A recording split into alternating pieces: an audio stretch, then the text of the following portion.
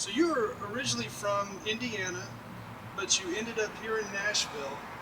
How long ago? I've been here about 12 years. And when you came here, you were telling me before we started recording that you hitchhiked Yes, all sir. the way from Indiana to here. Yes. So what made you want to come to Nashville, or you say you got dropped off here? You were originally on your way to where? Missouri. What were you going to Missouri for? I had a guy that owned a hotel down there, and he does concrete, and he was going to give me a job down there. Well, you've been here now for 12 years. I love it. I wouldn't leave it for nothing. Well, I've worked a lot of the arenas here, so I've seen a lot of stuff in the arenas. You know, I've seen concerts, hockey games, basketball games, you name it, I've seen it. Have you met some pretty famous people? Yeah, I've seen Faith Hill, Tim McGraw. Who else was it? Charlie Wilson. I've seen some pretty interesting people. What do you enjoy most about doing things like concert venues? Because I've never experienced nothing in my life because of my background. You know, I've been in a lot of trouble in my life. All my life I've done 22 and a half years in prison. What was the first time you went to prison? That was back when I was a teenager. What's the craziest thing you've ever done? Damn near killed somebody. What happened? I was drunk and high, and he pulled a hammer on me, and it pretty aggravated me, and they said if I'd have beat him 30 seconds more, he'd have been dead. So I've done my time for that. I've been out since 2010. In prison, what was life like? Treacherous. Is it anything like what people see on TV? Worse. What kinds of things did you see in there? I've seen killings. I've seen it all. Do you think prison does more harm than good? Yes. What's a better way that they could punish people but yet also help lift them up? What would you think would be a better way to do that? My honest opinion, they need to come up with more stuff, more programs, more activities that keep them busy. Have you ever had addiction in your life? Yes, I have. Still today?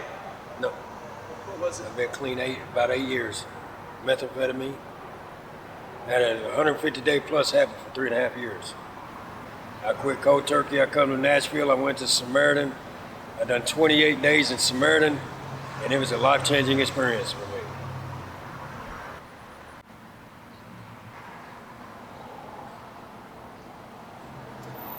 How old are you today?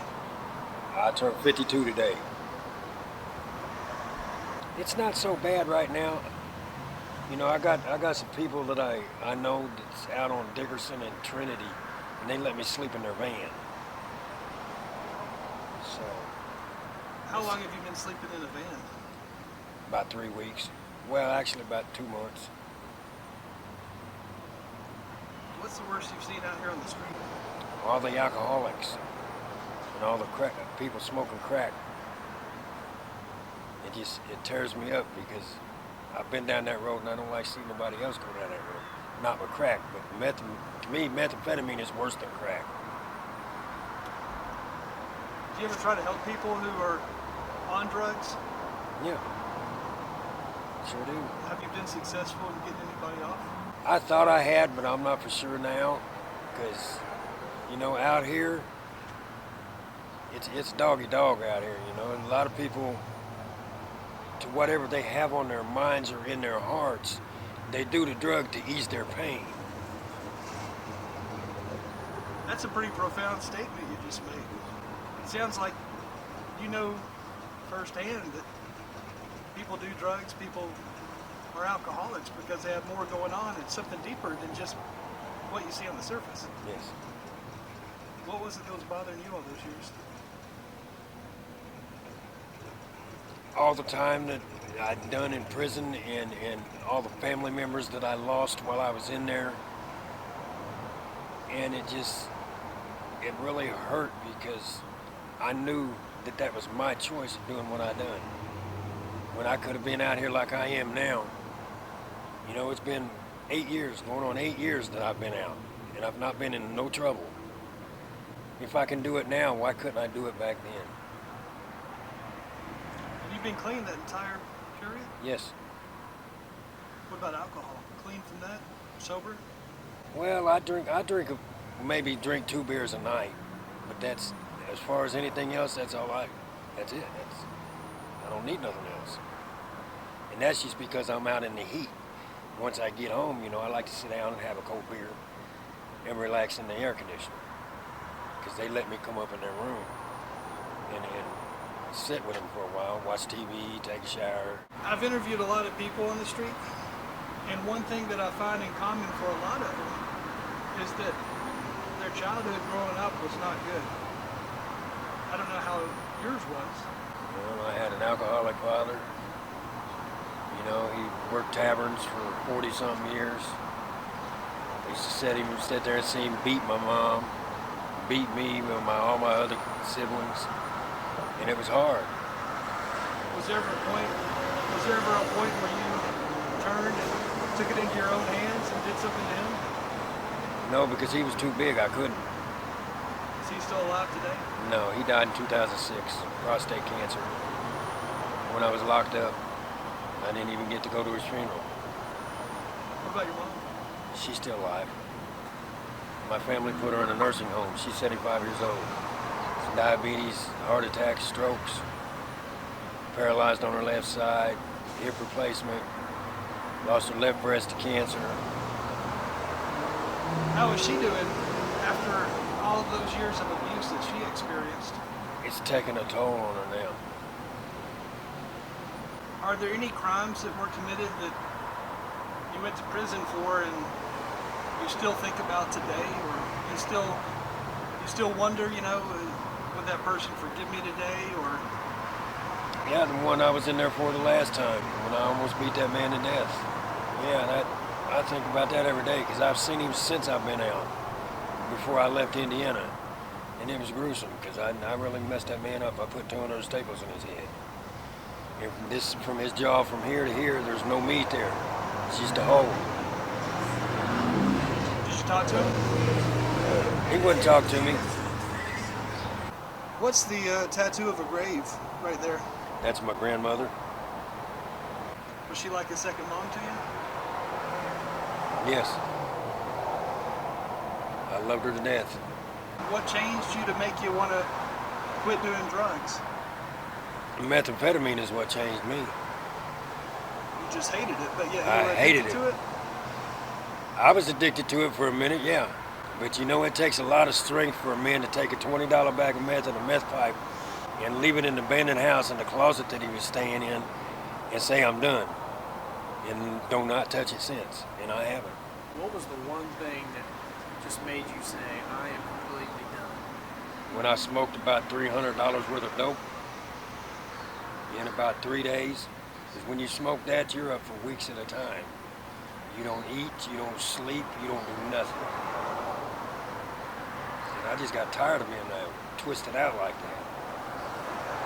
I can't do it no more. And I've not. So what's the next step for you? I'm getting off these streets, How close are you to finding me doing a job.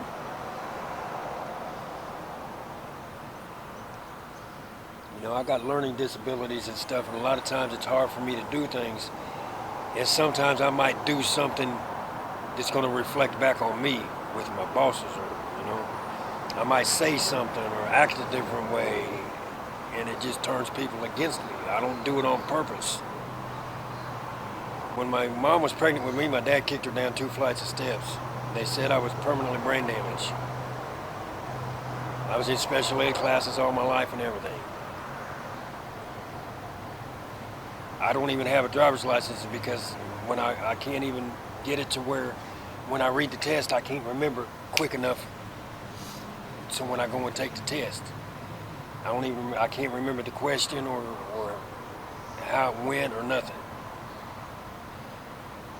So the tattoo on your shoulder, the 2 S's, It's just white pride. Was that something that you first got into in prison, or is that something that you were just raised with? No, it was in prison. Because I'm not a racial person, by no means. I live with a Cuban and a Puerto Rican Italian. But in prison, is that something that you had to do in order to be to safe? survive. To survive. A lot of racial activity, a lot of gangs. When I go to do something, I just look at them and like, that's not what I want. That's not where I want to go back to. So with the SS, is that something you would want to cover up someday? Yep. A couple of them I'd either I'd like to be covered up or removed. Is that the only racist tattoo, or is there another one? And that right there, explain that one to us. There's the dude that done it, well, it was supposed to be a Klansman, but he's saying that now it's not because it's an executioner. Because with a Klansman, the hats are pointy. And that hat's not pointy on here, so that's an executioner. Well, and it kind of looks like it, an executioner with flames coming up around his mouth as well. So if somebody who watches this, if they're a tattoo artist, would you like them to cover it up if they would offer you that? Yes. Yes, I would. Do you feel like getting those covered up may help you in the sense of going to get a job? Yeah, I really do, because, you know, tattoos like this, one on my back, one on my neck, you know, that's all evil. Evil things. And Well, and a lot of people will perceive that as jail or different things like that. So, What would define you if you were to define yourself and give me a full definition of who you are today? well, I wouldn't. I'm religious. I believe in God.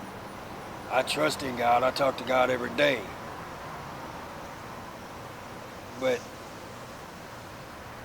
I know I'm still doing wrong, and He knows it. But all I do is ask Him for forgiveness, and I know He's going to forgive me, and He's going to be there for me. He's going to. When I fall, He's going to be there to pick me up. What would you say to somebody out there who's younger than you and maybe they're starting out on the wrong foot, they're using drugs or drinking, they're running from something? What would you say to them right now before they get any older? Get help while you can.